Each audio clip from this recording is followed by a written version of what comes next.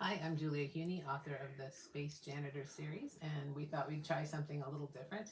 We're testing the waters with doing a live on Facebook and potentially later on some of the other social media. So I'm going to read a story to you. It's a Christmas story. This is a short story that's only printed in one place. It's in this book, The Galactic Junk Drawer, which is it's a collection of orbital operations, The Trouble with Tinsel, and this short story, Christmas on Kaku.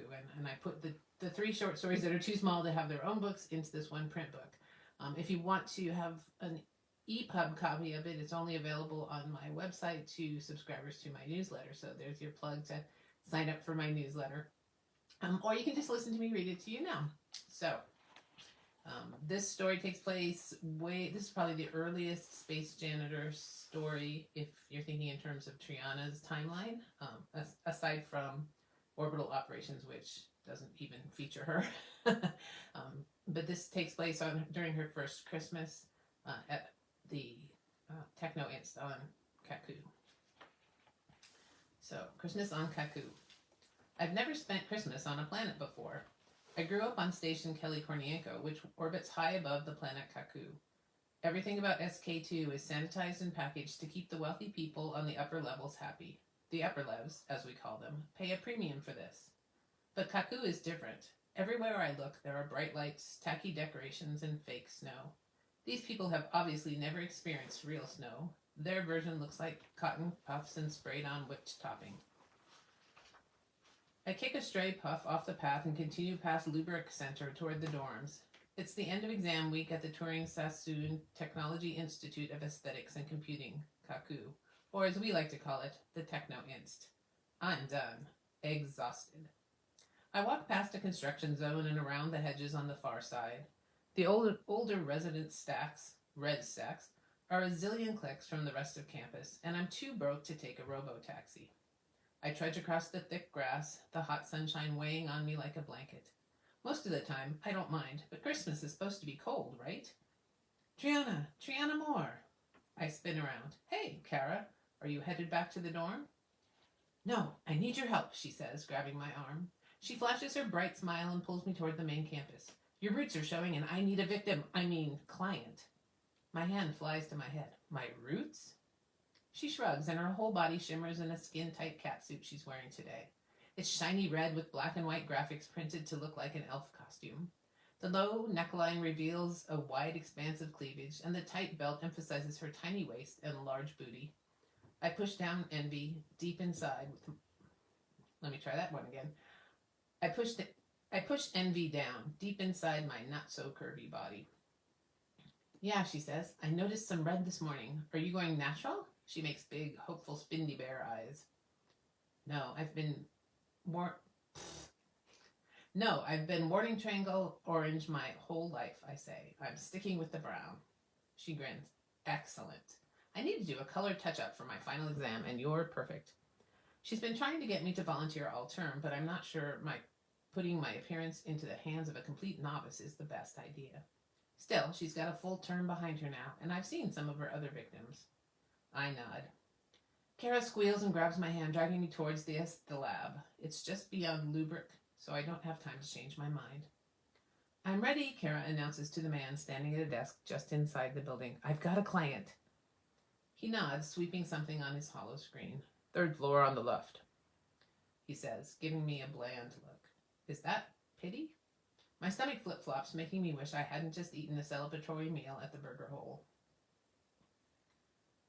I thought you needed to do a touch-up. This isn't brown, I say, glaring at the tiny mirror Kara holds up.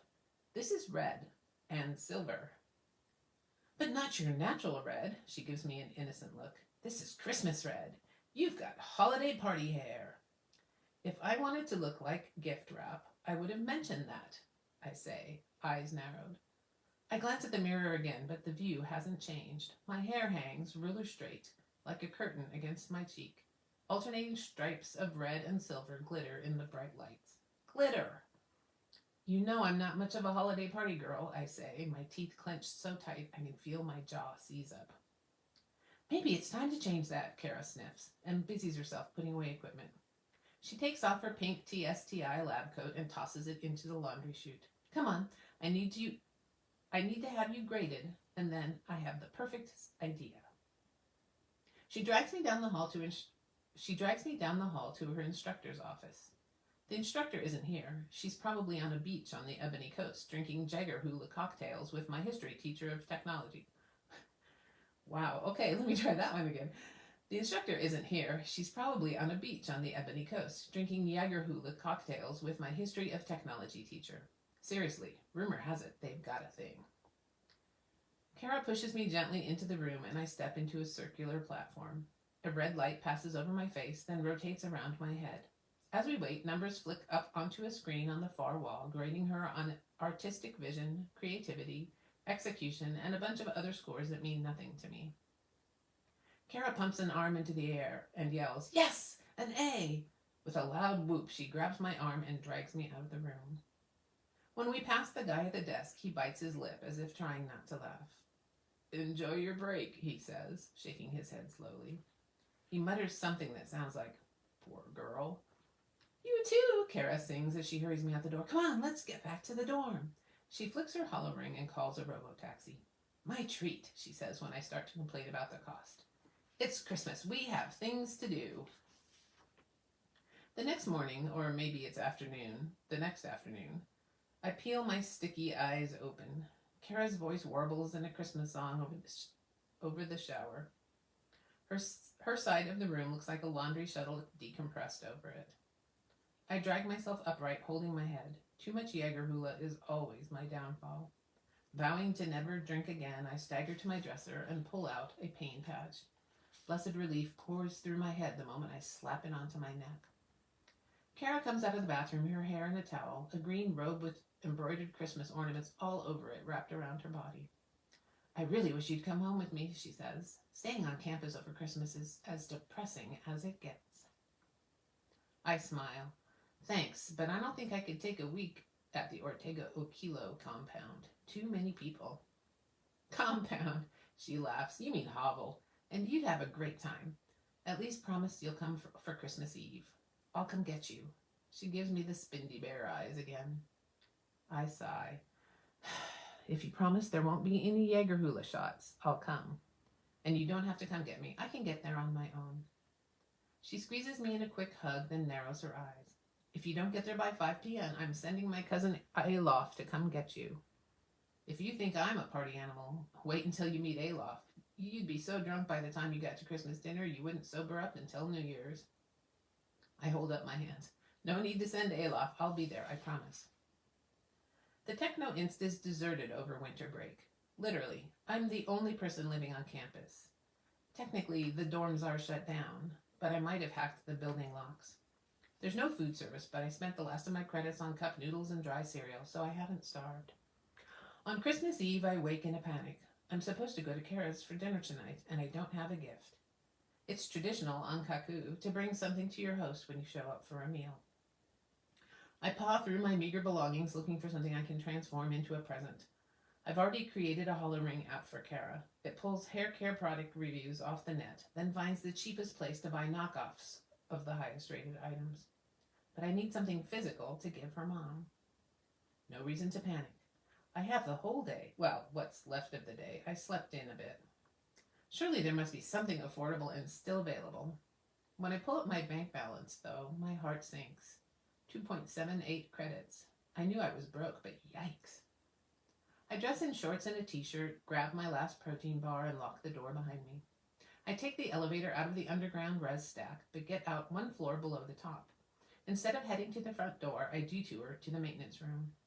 A flick of my hollow ring unlocks the door, and I skirt past the garaged cleaning gear to the access panel at the back. Since the campus is closed, building access doors are locked and monitored, so I have to take the back way, in and out. I open the cleaning hatch on the delivery chute and climb the ladder inside. When the building is in use, cleaning products are dumped down this chute into pods. Then the cleaning bots lock onto the pods to get their load of soap or solvent. I've used my hacking skills to check the delivery schedules, and this chute should be out of use until just after New Year's Day. With the building closed, there's no need for cleaning. The rungs on the ladder are slippery with the last dump of detergent. but I've climbed in and out this way a few times over the last week, leaving clear spots for my hands and feet. Halfway to the top, a clanging stops me in my tracks. The metal walls of the chute shake and the ladder creaks. The door just a couple meters above my head opens and light shines in. My heart erupts into overtime, pounding blood through my ears. I can't be here when they deliver. I'll be flushed into the holding tank. I'll drown in a sudsy soup of citrus-scented slop. Wrong chute, a voice calls against the metal above my head, and the door slams shut. I close my eyes and breathe deeply, clutching the ladder. That was too close. Maybe I should have gone home with Kara. I stumble out of the delivery chute and lean against the cold plascrete wall. The delivery drones are gone. I climbed back down and waited a good 30 minutes after the rumbling clang rang through the walls. I slide down the plascrete to sit on the dirty curb next to the delivery dock. A flip to my hollow ring brings up my bank account again, but nothing has changed there. No Christmas miracle has deposited piles of treasure on my behalf. I probably have the skills to make some credits magically appear, but I'm not a thief. After a few minutes, I get up and wander across the campus. Although the buildings are all closed, a few people sit on the grass or lounge on the benches in the afternoon sun. A red-haired girl waves at me. It's Lindsay. We met back in basic writing class. I wave back, but don't stop to chat. Flashing my student ID at the payment panel in the T-Bahn station, I ride the deserted slide ramp down to the platform. Hot metallic air blows my tinsel hair away from my face as the train pulls to a stop. The car is deserted and I sink onto one of the worn plastic seats. Just before the doors close, two guys and a girl squeeze in, speaking quickly in a language I don't understand. They look at me, then hurry to the far end of the car. Based on their jeans and scruffy t-shirts, they're probably students too. We all get off at the transfer station, then board the same train to Rialta. When the train pulls out, one of the boys approaches me. Hello, my name is Cass. The tinny voice of a cheap translator comes through my audio implant. You look like Holiday Star.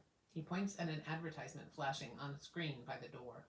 A red and silver striped star leads wise shoppers to a big sale at Joe's Furniture. I clap my hand to my head. Yeah, I know. We wondering if you help us. I give him my best, I'm trying to be nice, but this better not be a pickup line, smile. What do you need help with? We are lost, Cass says. Melly says she has instructions, but she has not. Baltz knows nothing. He looks down the train at his friends, and they wave enthusiastically. Where are you trying to go? I ask. Giving directions to lost visitors should get me some good karma. Maybe I'll find that gift I need. We visit our friend. Cass sits beside me, and his companions move closer, slowly, as if they're worried they'll spook me. The way they creep up the car almost does. This friend is for a medical facility in Rialta. Do you have the name of the facility? I ask. I haven't spent much time in Rialta, but I'm sure I can find directions. I flick my hollow ring and pull up a mapping app. What's it called? This is problem, Melly says from the seat beside me. I jump. A second ago, she was 3 rows back. Now she's right next to me. I have lost name, she pants. She pats her pockets. Is on paper, but is nowhere. Why didn't you put it into your hollow map? I ask, gesturing to the transparent map hovering over my palm. But none of them are wearing hollow rings. Maybe they use old-style communication tablets? We have not this device, Baltz says. My head snaps around. He's sitting right in front of me. These folks are ninja sneaky. No hollow rings? No comm taps? They all hold up their empty hands. Only paper, Baltz says, waving a scrap. Is that the address? I reach for it. He lets me take it, but it's only an advertisement for a holiday craft fair. I look on both sides, thinking he might have written it down, but nothing. When I try to hand it back, he waves me off. I drop the paper on the seat next to me and pull up a search. Let's see. There are... crap. All 6 eyes look onto me. That sounded good. All 6 eyes lock onto me. Yes, they say in unison. 14 medical centers in Rialta. The scents of cinnamon and resin tickle my nose. I rub it. Do you have contact info, or at least a name? They look at each other, then all 3 shake. They look at each other, then all 3 heads shake. Wait, you said this is a friend, I say. You don't know his name. Her, they say together. She is Miriam, Baltz says. The other names are unknown. Why do you have to visit this woman if you don't know her? I ask. We are told to visit, Melly says, by the elders, so we must. The others nod like bobblehead toys. The elders? I ask. Our elders, Cass says. They said when we are on Kaku, we must visit and bring gifts. All three reach into their pockets and pull out things. Things that shouldn't have fit into their jeans pockets. Melly holds out a large metallic box. It's square-cornered with a lock on the front and ornate filigree on the lid. She holds it carefully in both hands as if it is heavy. I look, but don't touch. Cass lifts an ancient-looking jar. The glass is thick and green, and small, uneven chunks of something rattle inside as he raises it. A worn cork plugs the top, tied on with thin silver rope that loops around the neck of the jar and over the top. The bits inside look like candied ginger root. Balt holds out a polished wooden box. It's bigger than Melly's and has iron handles on each end. The top and sides are carved in thick relief, but I can't tell what it depicts. I catch a glimpse of animals and an angel and a star. An astringent smell hits my nose. It reminds me of needle trees. I nod. Those look like appropriate Christmas gifts, I say. They smile and the gifts disappear. Not like poof, like they're gone, but as if they've been hidden away somewhere on their bodies. But all three of them are wearing tight jeans and t-shirts, nowhere to hide more than a few coins or a scrap of paper. Will you help us? Melly asks. I'll try, I say, flicking through the clinic listings. Do you know why she's in the clinic? Maybe we can eliminate some of these. Is she injured? The three confer quickly in their quiet, liquid language. For some reason, the translator doesn't work. Then all three heads shake. Not injured, I say. I guess I can eliminate the emergency room. Unless, is she sick? Food poisoning? More head shakes. That's right, you said the elders said... That's right, you said the elders told you to visit. When did they tell you? Recently? Before we left home, Cass says. Many days.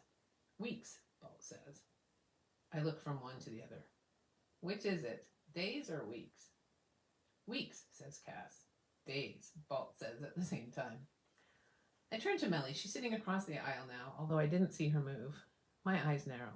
What kind of game are you trying to pull? I don't have any money, so there's no point in trying to shake me down. I pat my pockets, but aside from my hollow ring, there's nothing they can take. No, Melly says. We are not to shake you down. Miriam is bringing baby. The elders tell us many weeks, she shoots a glare at the boys, to visit. They say she have baby days after we are here. Ah, a baby. There are only 3 birthing centers listed, so that narrows the search a bit. I give her a considering look. She smiles, hopefully, doing the spindy bare eyes just like Kara. Kara, maybe she can help. She lives in Realta. My friend lives here, I say, glancing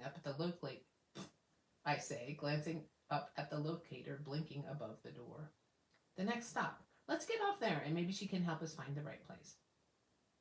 The 3 of them cheer, and the train slides into the Realta station. Balt leaps off a seat at the front of the train. When did he move? And why was he crouching on the seat? They all dance off the train, jigging and chanting something in their beautiful foreign tongue. We take the slideway to the surface and push through the revolving glass doors. It's gotten dark already, and the main square of Realta is unrecognizable, glittering in lights and decorations. Glass baubles, sparkling crystals, shining colored projections cover every building on all sides. The effect is dazzling, even in the day. It must be astounding.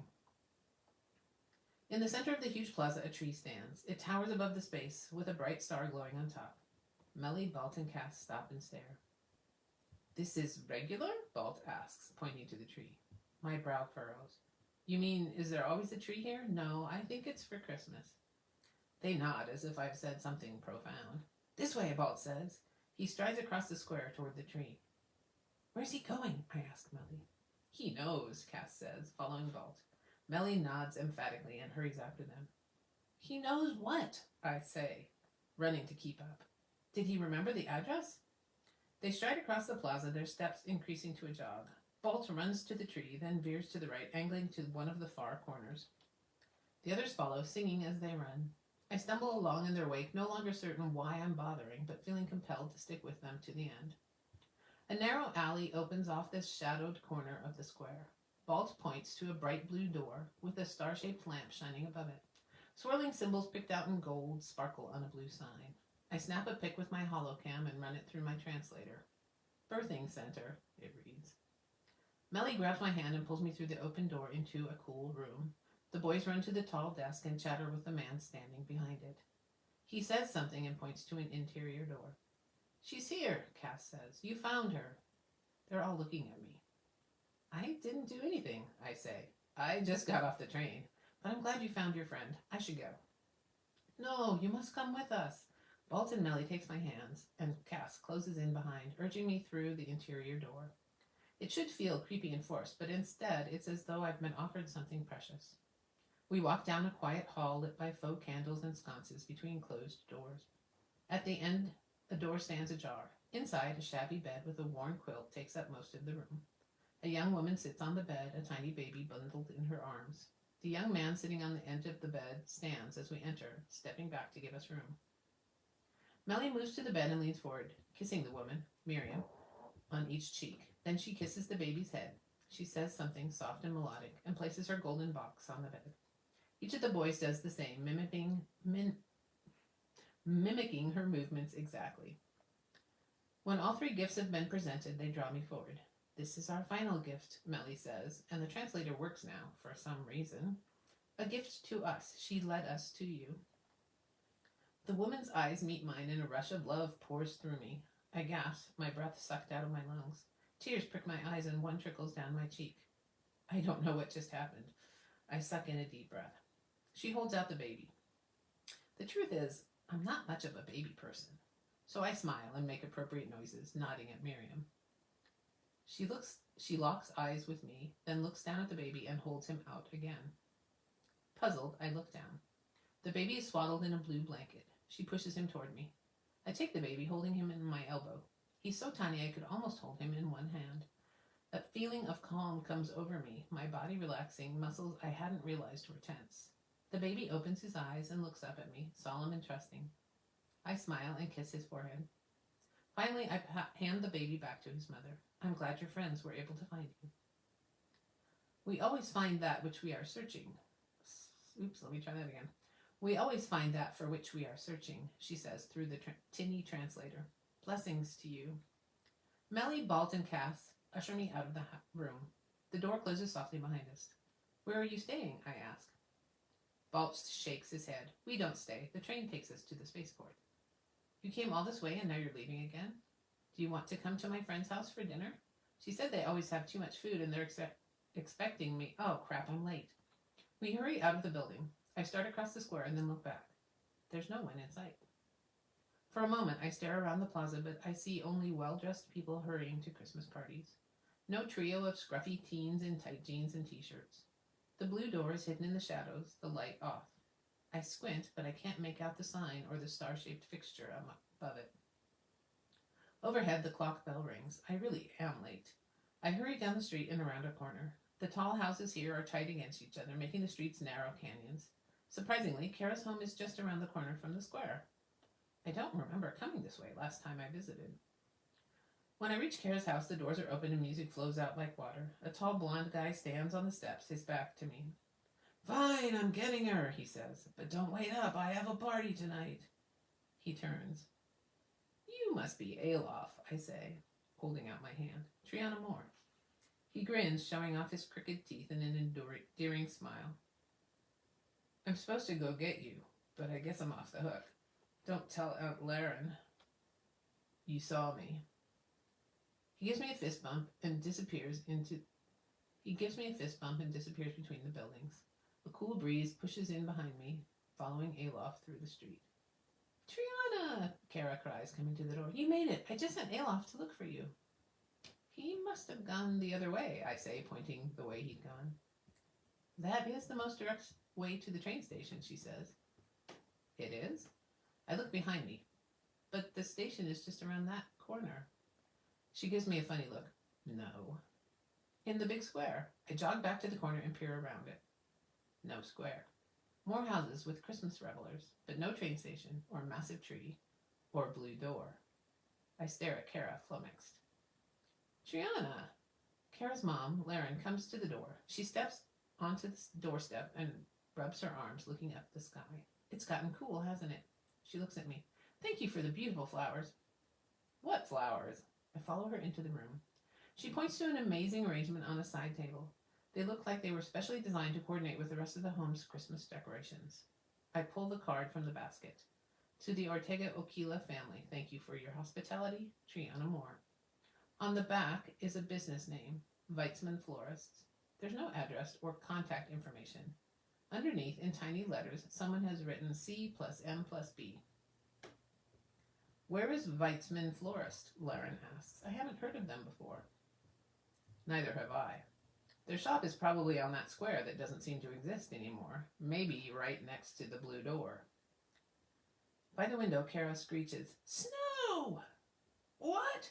Everyone in the house bolts for the windows. Snow! The weather didn't say anything about snow. Olaf must be on the roof. We tumble out into the street. A brisk wind blows through the canyon formed by the tall houses. Huge white flakes drift down, settling on their hair and clothing, melting on warm skin. How could it be snowing? Kara wonders. It never snows in Rialta.